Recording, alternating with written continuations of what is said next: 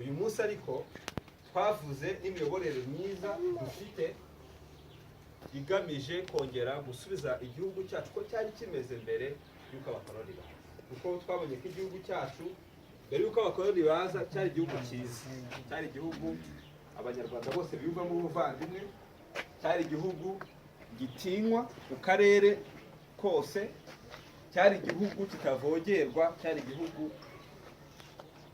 kirimo indangagaciro. Rero iyo niyo gahunda leta ifite yo kongera gusubiza igihugu cyacu aho cyari kiri mbere y'uko abakoloni bacyangiza.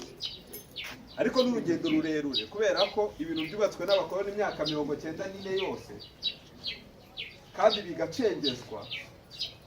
Ni urugendo kugira ngo twongere nanone twigishe imyumvire mizima ishingiye kuri za ndangagaciro, tukongera tukagira igihugu cyacu cyiza, kugira ngo ibyo byose tubyumva kimwe. Igisigaye ni urwo rugendo kugira ngo uburozi twagiye turya, imitekerereze mibi igende tuvamo gahoro gahoro, kandi aho bigeze kuba twicaranye hano twese nk'abavandimwe ni ikintu cyo kwishimira.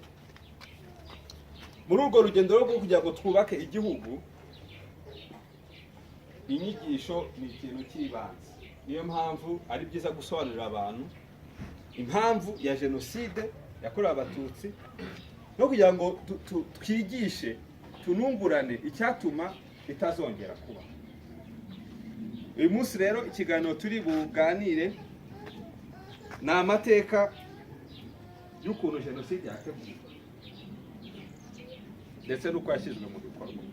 Ni ikiganiro kirekire, ntabwo twakivuga uyu munsi wonyine, kugira ngo uzatanga ikiganiro ejo ashobora kuzakomereza aho nagejeje, cyangwa se niba ari ngewe nanjye nkomerezeho.